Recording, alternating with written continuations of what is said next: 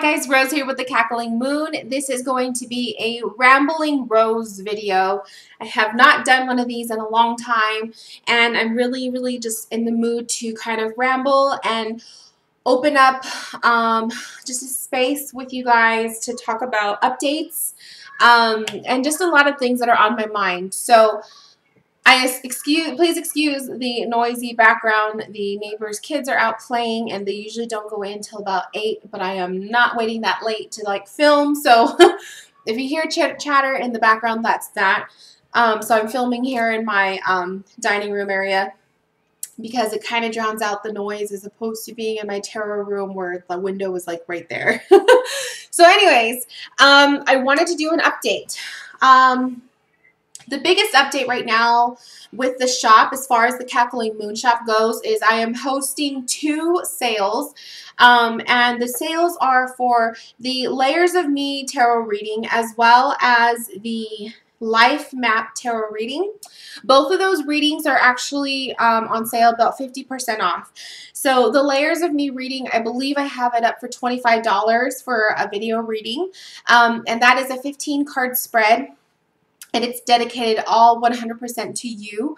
So if you ever wanted to get a really hefty tarot reading done, all about you and your life, that is the one to get. And then the Life Map tarot reading is a huge, gigantic tarot reading, oracle reading, chakra reading. I mean, it's everything all in one.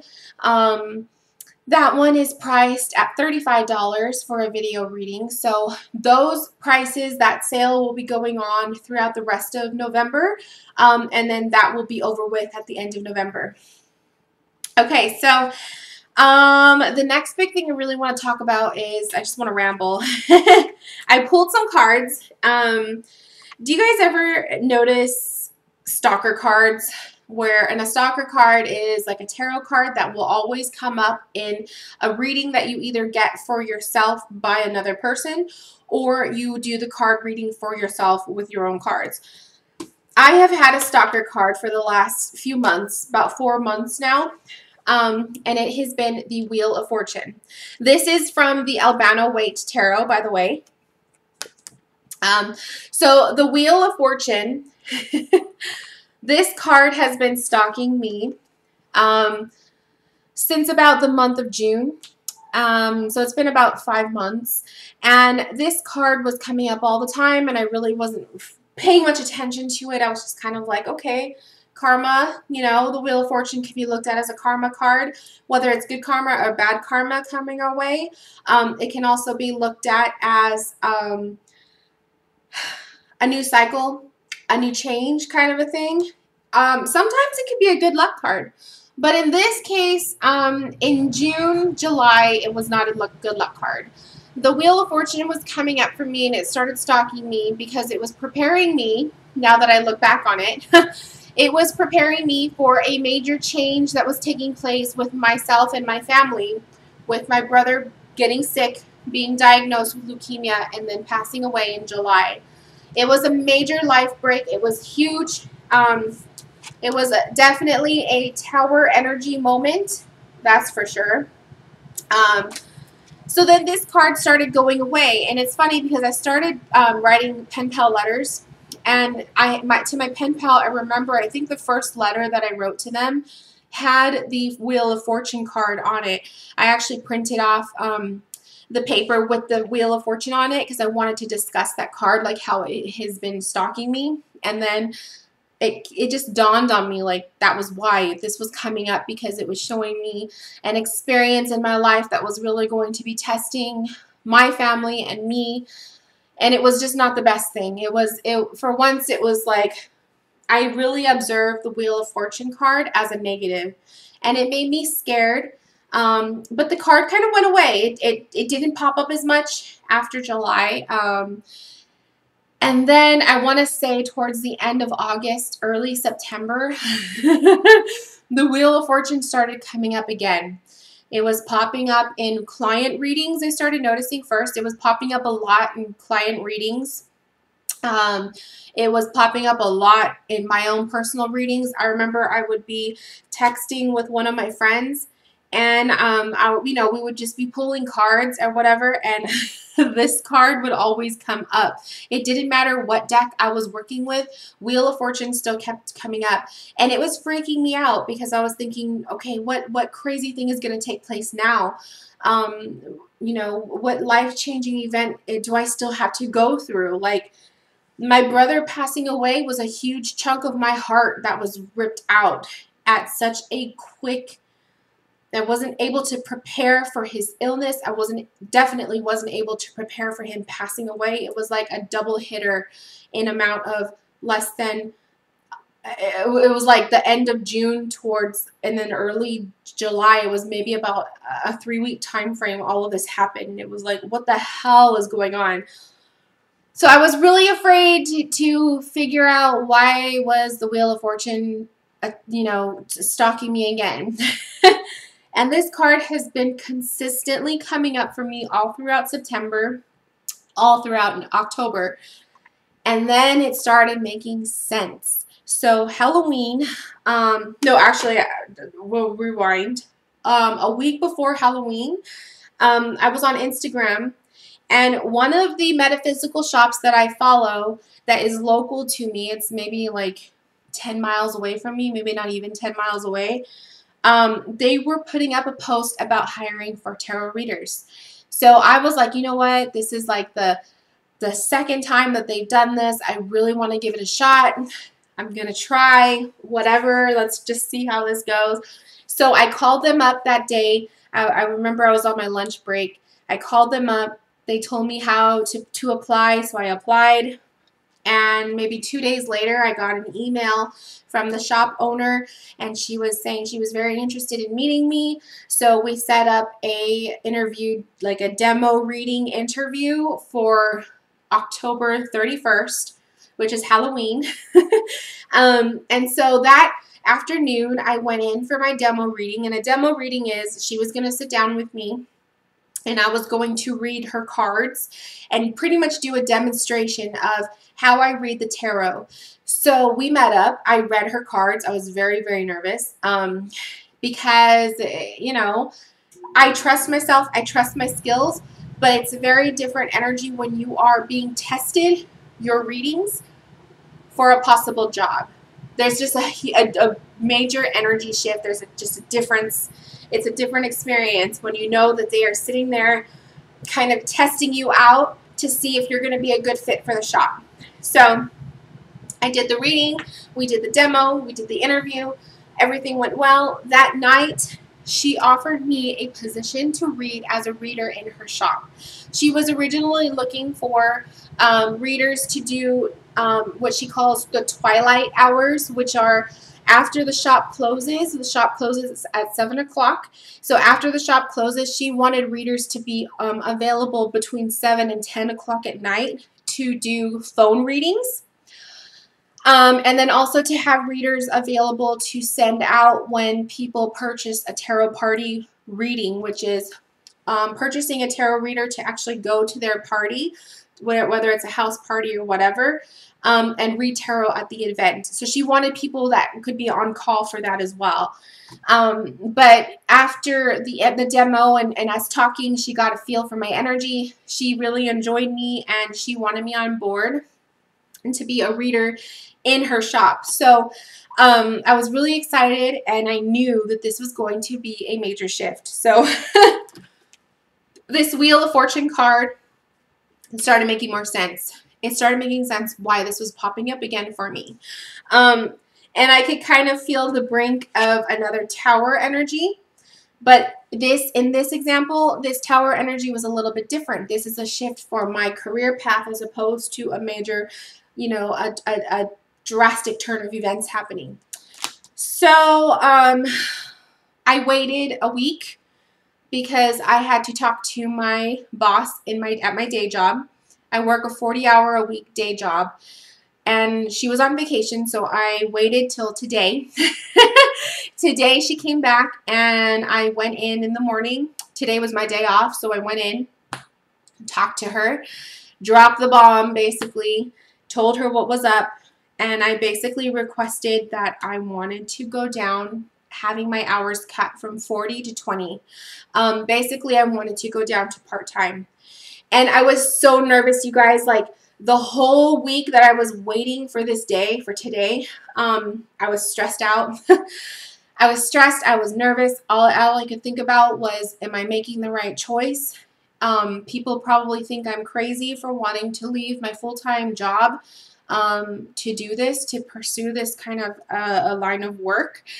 Only people who are in the craft of divination or in the craft of tarot will understand. And so when I talked to her, it was a very eye-opening experience. She did not, she had no idea. She had no idea I was going to do this. So we discussed it, and then I left her office feeling so relieved that I was able to get that out of me. And then I received a text message maybe a couple hours later from my personal supervisor. So not the head boss, but my supervisor. And she let me know that everything is okay, that they discussed my possible schedule and everything that I was requesting. Because I was requesting cutting my hours to 20, but also working 3 days a week so that I could have days open to work at the shop. And so she said that they worked stuff out, everything's okay, and she was going to talk about it with me tomorrow when I go into work. So, I don't know what my schedule is going to be. I left with them knowing that I am available Tuesday through Friday, and it's just a big shift, you guys. So, from the text message that my supervisor sent me, as of the 16th of this month, I will be part-time with my day job and officially working as a tarot reader in a shop, along with doing the Cackling Moon on the side as well. So this is a huge thing for me. I no longer am tied down. Sorry, I have a little pop-up. I am no longer tied down to working 40 hours a week on top of the Cackling Moon, which I always do after work when I get home or on weekends, like on my 2 days off. I now have a lot more free time to dedicate to my practice. I am so excited, and the energy that I feel now is a combo. The Six of Swords started popping up a lot for me the last maybe 2 or 3 days after I knew that I needed to talk to my boss. The Six of Swords kept coming up, and I feel like this card is all about the need to move forward. This is the journey taking place. This is leaving something behind that no longer serves you. And for me personally, as much as I enjoy what I do for my day job, I did not enjoy the fact that so many hours of my life each week were so much, it was just dedicated 100% to that job.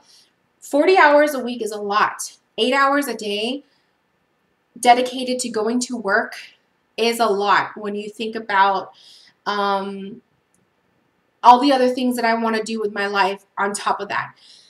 Trying to handle a tarot business is not easy when you have to work 5 days a week, 8-hour days. So going part-time was definitely the symbol of the Six of Swords, leaving something behind that no longer serves me. The next 2 cards I'm really excited for. And it's kind of funny because I believe 2016 is the year of the Death card, if I'm correct.